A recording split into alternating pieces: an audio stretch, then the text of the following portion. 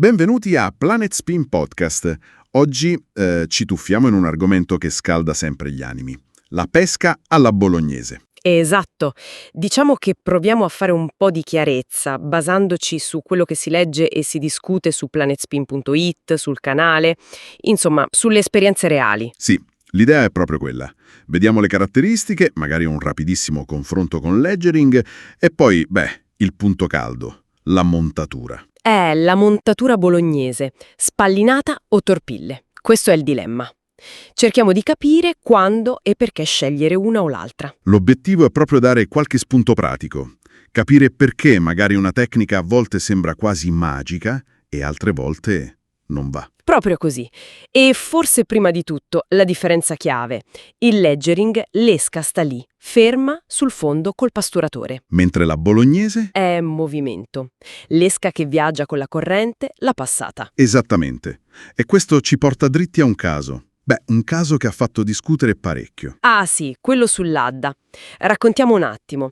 C'è questo pescatore al leggering, pasturatore bello pesante, tipo 60 grammi, Sì, e in 3 ore, niente, un solo barbo. a pochi metri un altro con la bolognese, galleggiante leggero, 5 grammi. E ne tira fuori 12. 12. Il giorno dopo il nostro amico al leggering si mette proprio lì, nello stesso punto del bolognesista. E 0, neanche una tocca. Come te lo spieghi? Cosa può essere successo? Ma le ipotesi sono tante, ovviamente. La prima, l'esca. Una ferma, l'altra in movimento. Magari i barbi quel giorno erano più reattivi a qualcosa che si muoveva. Poteva essere. Oppure la presentazione. L'Adda, si sa, ha fondali spesso irregolari, pieni di sassi, ostacoli. Vero. Magari il terminale del leggering, pur essendo sul fondo, non lavorava bene. Impigliato, sollevato in modo strano. Chi lo sa? Invece la passata della bolognese? La passata magari risultava più naturale, seguiva meglio le vene d'acqua, intercettava pesci anche leggermente staccati dal fondo. Cioè, una presentazione diversa. Si parlava anche del diametro del terminale, forse più sottile per la bolognese. Possibile. E la pasturazione. Quello a bolognese pare pasturasse pochissimo, quasi niente. Strano, no?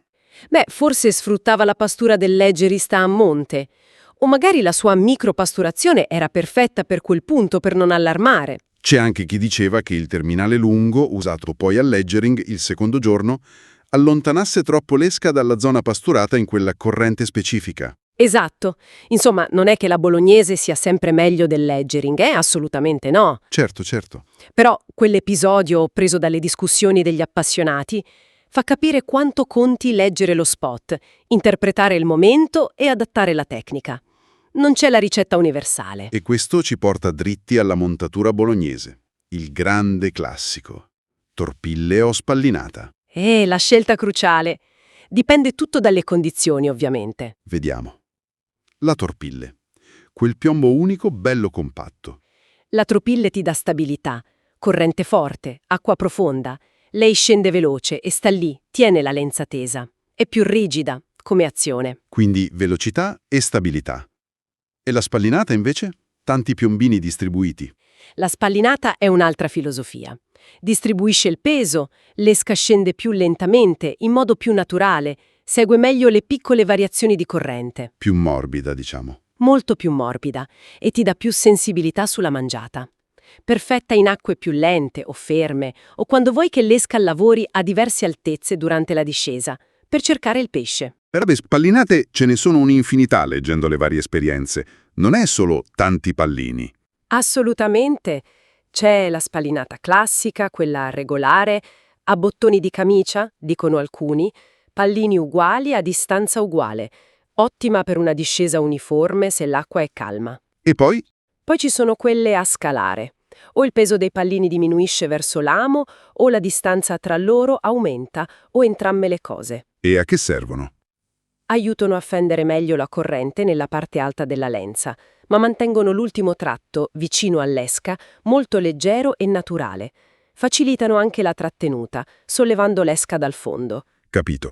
E le rovesciate? Ho letto anche di quelle. Sì, meno comuni forse, più peso concentrato in basso, vicino alla girella del terminale. Danno stabilità sul fondo ma con una certa morbidezza sopra. Un compromesso, diciamo. Quindi la scelta dipende proprio da corrente, profondità, da come vogliamo che l'esca lavori. Esatto. E non dimentichiamo il terminale. Giusto, il terminale, fondamentale nella bolognese. Cosa dicono le fonti, le discussioni? Che è critico. Lunghezza, si parla spesso da 1 metro fino anche a 2 metri, 2 metri e mezzo, per dare massima naturalezza all'esca. E il diametro? Sottile, di solito tra 1,010 e 1,016, a seconda del pesce, dell'acqua. E la regola numero 1, sempre ribadita? Niente piombini sul terminale. Mai. Deve essere libero di fluttuare, di muoversi in modo naturale. È lì che spesso si frega il pesce diffidente. E l'amo? Beh, ovviamente adeguato all'esca. Bigattino, pane e gamberetto. Certo, sempre cercando la presentazione più discreta e naturale possibile. L'obiettivo è quello. Quindi, tirando le somme, la bolognese è una tecnica sopraffina, versatile, ma richiede attenzione maniacale ai dettagli della lenza. Proprio così. Torpiglie o spallinata, come fare la spallinata, la lunghezza e il diametro del terminale, l'amo. Tutto va calibrato sullo spot, sul momento, sul pesce. L'esperienza sull'Adda ce lo ricorda bene. Non c'è la tecnica migliore in assoluto, c'è l'interpretazione giusta, l'adattamento. Bisogna osservare, provare, sbagliare anche, no? Sbagliando si impara, si dice sempre. È l'unico modo per affinare la tecnica, per capire davvero. E lanciamo un ultimo spunto, una riflessione finale. Al di là delle geometrie perfette della lenza, della montatura ideale, quanto conta poi saper leggere l'acqua? Capire cosa stanno facendo i pesci proprio lì, proprio ora. Forse la vera abilità non è tanto trovare la montatura perfetta in assoluto. Ma la capacità di adattarsi continuamente, di capire cosa serve in quel preciso istante. Esatto. È una bella domanda su cui riflettere. Fondamentale per ogni pescatore, direi. Bene, grazie per averci seguito anche oggi, qui su Planet Spin Podcast. Alla prossima!